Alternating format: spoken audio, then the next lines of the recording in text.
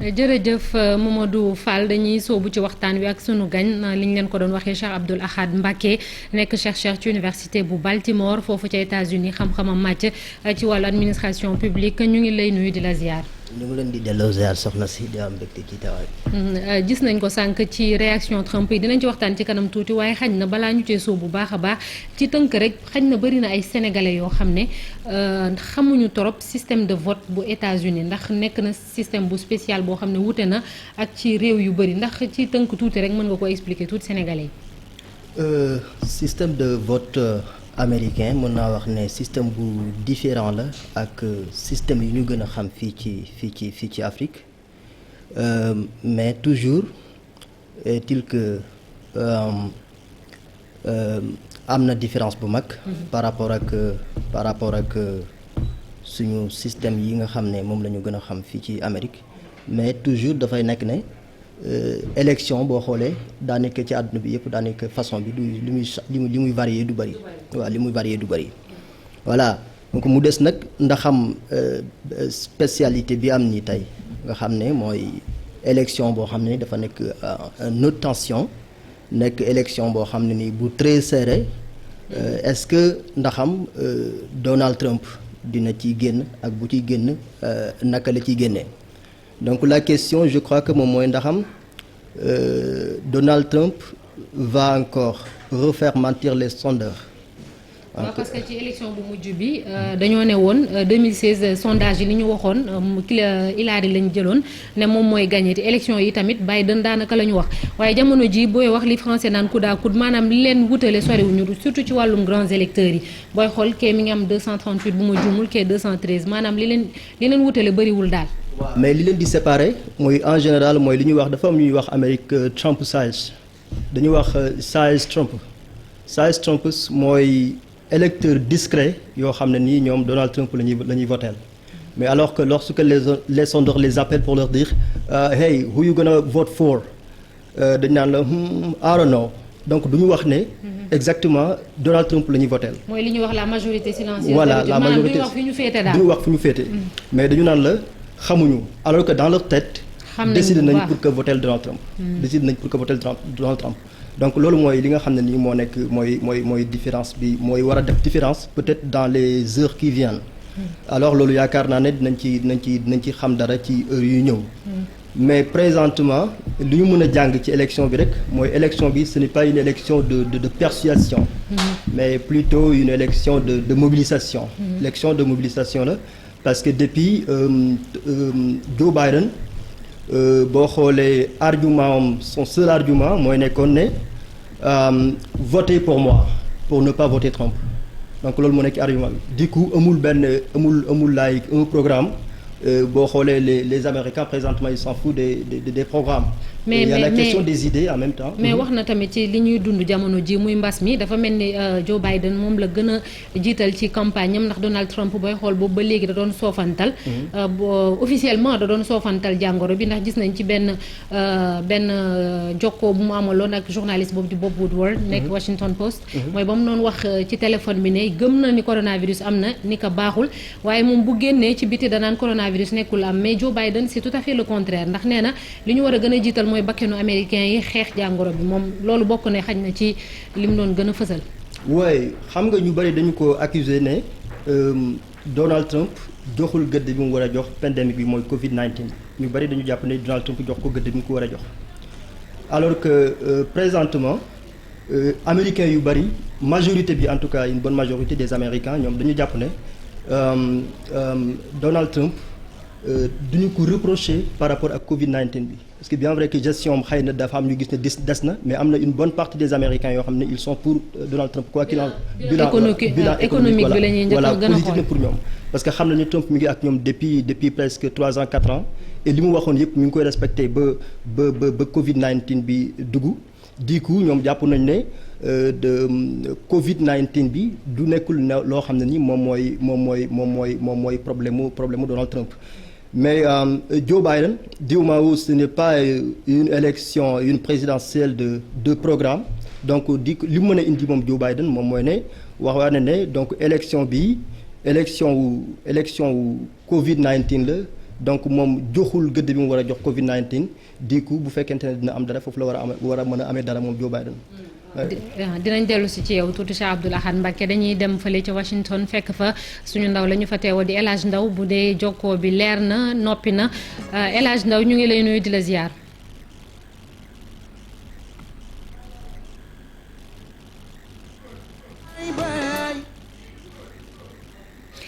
allo El Hadj dañu am jafe-jafe ngir dégg la xanaa ñu xaar as tuuti rek ñu jéem a lijjanti loolu ngir son bi mën a baax dégg-dégg bi mën a neex El Hadj Ndaw nekk suñu ndaw li ñu toogal foofule ci États-Unis ak information yu mujj yi foofule xam ngeen ni chaîne yëpp ñoom dañuy joxe information yi ñoom ñëpp ñu bëri sax nag daanaka léegi moom moo ñuy defaral xaj na benn tënk benn synthèse ñu mën a xam li mujjee xew foofule bu dee jokkoo bi noppi na El Hadj Ndaw ñu mën a demaat ànd ak moom sinon rek ñu eggali tuuti ak suñu gan ba ci kanam laataa ñu koy jotaat Cheikh Abdoul Ahad Mbacké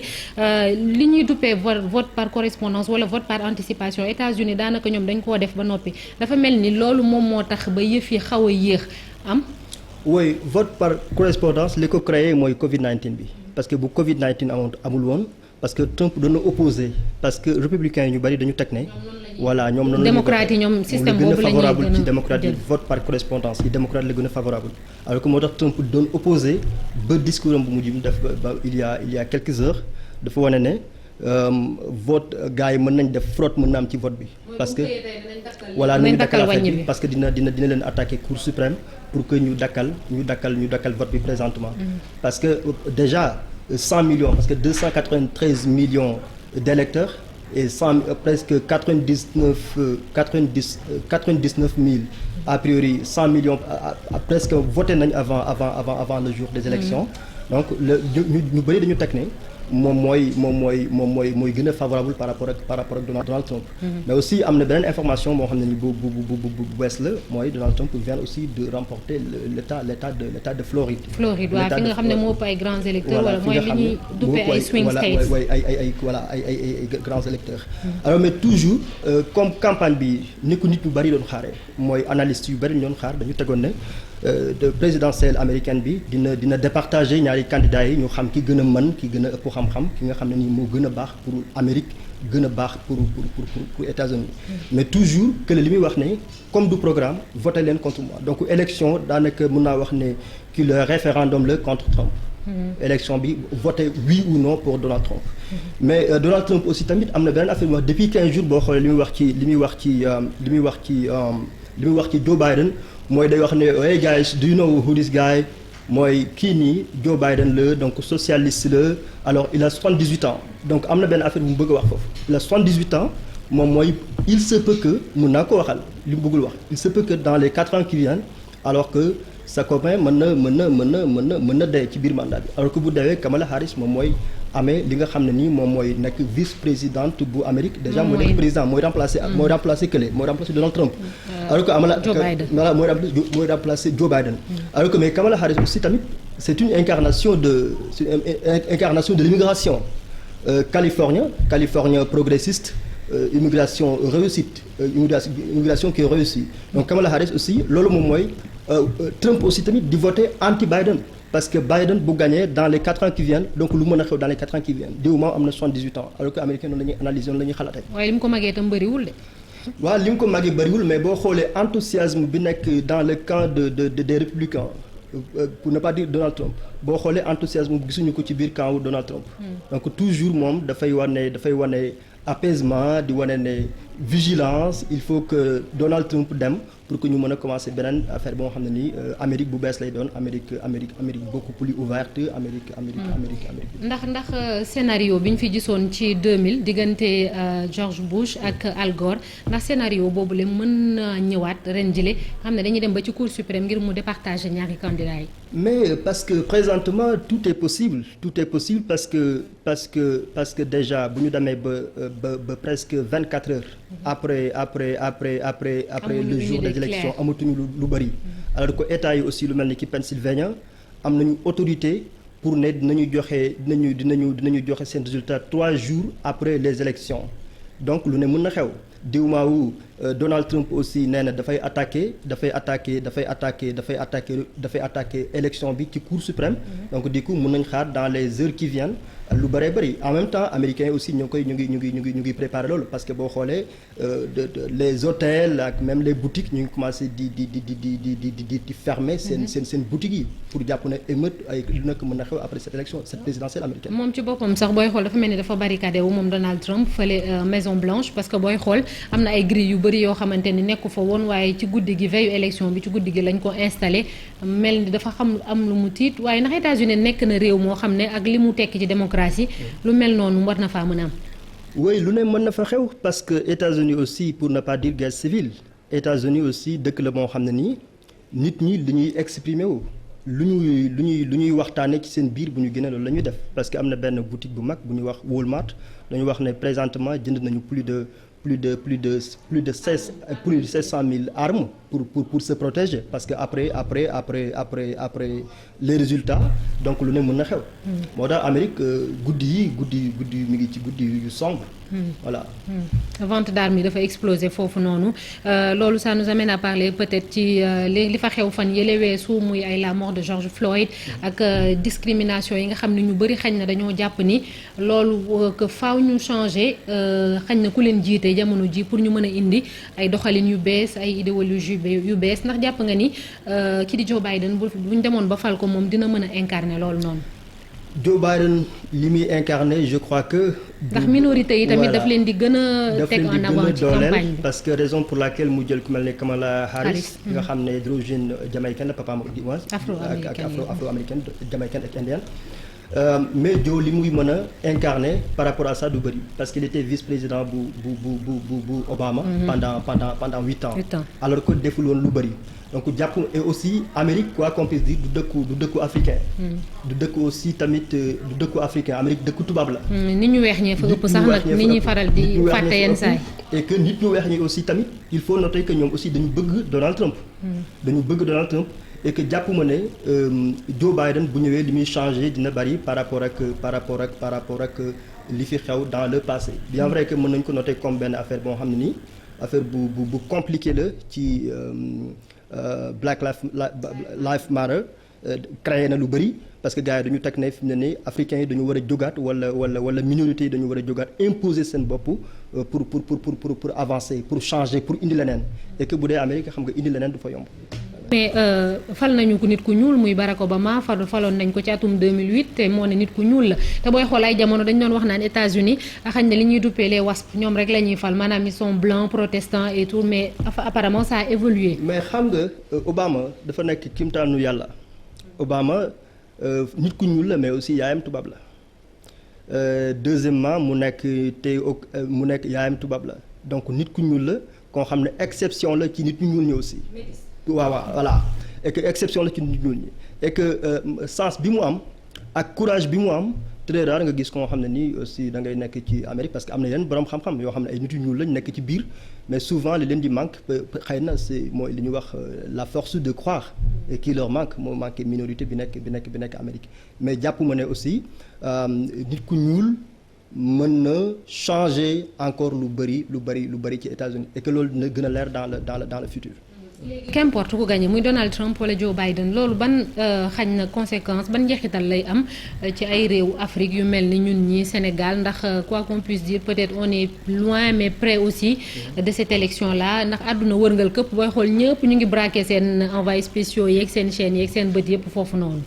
oui xam nga Amérique moo am dayo boobu ci àdduna bi. mooy première puissance mondiale. donc du coup ku nekk yaa ngi xool après une élection américaine luy xew. mais pour ce qui concerne les Africains jàpp ma ne africains yi dinañu gagner dara ci affaire bi. élection bi Amérique la xew waa Amérique ñoo koy def alors que jàpp ma ne dina am benn affaire bu positif par rapport ak dundinu africain ak seen nekkin.